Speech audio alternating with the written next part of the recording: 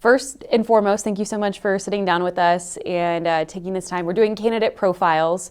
So really this is an opportunity to sit down and hear about the topics that are so important to you as you run for this seat. Sounds good. Okay, great. Look forward to it. So let's talk about them. Let's talk about some of the key pillars in your campaign that you really want Arizonans to know that these topics are important to you. Well, the first one here for Arizona is something I've been working on for 20-some years now, and it's water.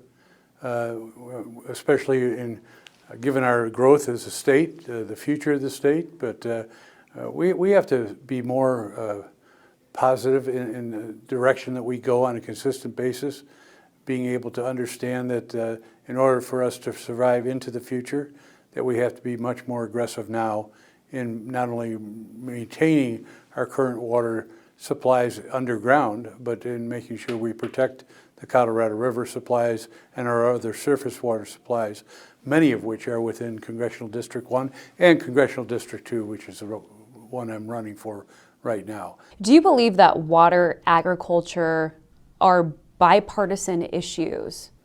I hope they are, because we have to work together.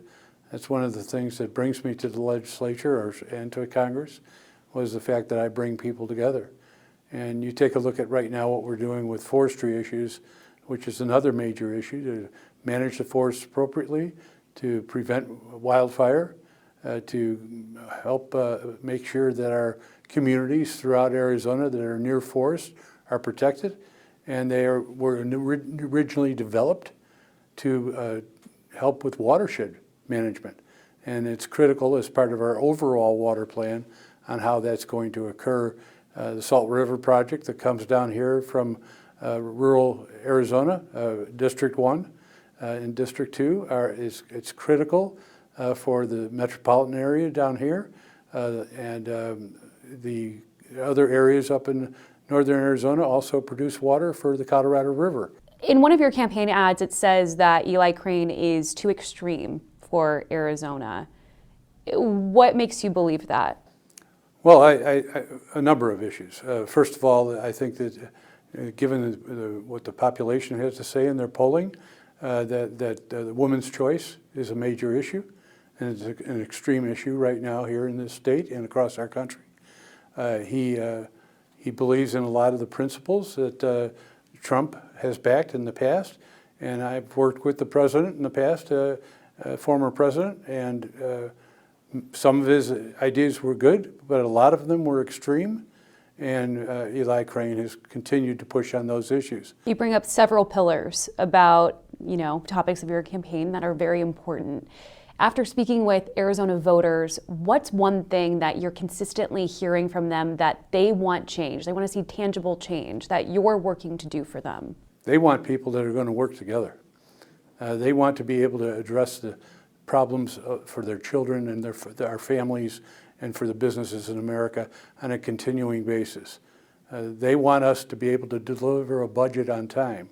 I have tried time and time again, whether it's through legislation attempts or through trying to talk to leadership in both parties, to deliver a budget by the end of September or not get paid and not be able to claw back that money after you do deliver a budget.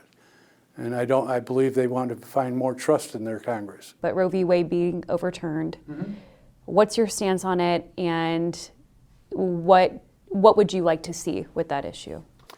Well, I've already voted to codify that in law, and so that's sitting in the Senate now. I believe that a woman should have her choice of what she wants to do with her body.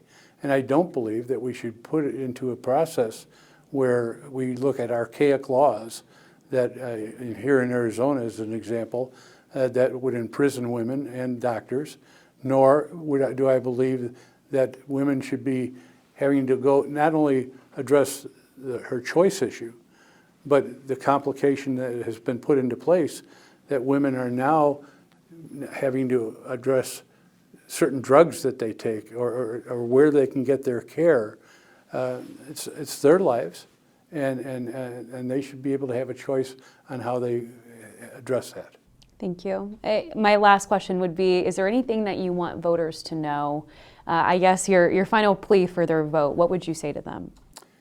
I've done this for a few years in Congress, 6 years, and in the legislature here in Arizona, and I have a record. And that record says I work with everybody, and I seek everybody's attention and opinion. And when I go out into the district, I've traveled 77,000 miles in the last 5 years, 3 times around the world, going throughout my district. That's not counting going back and forth to Washington. That's not going from my house to the airport. That's not even campaigning. That's my time in the district.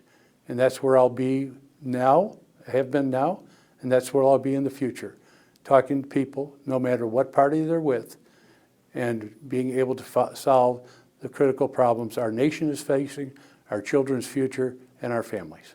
Thank you, Tom. Thank you for your time. Thank you very Appreciate much. it.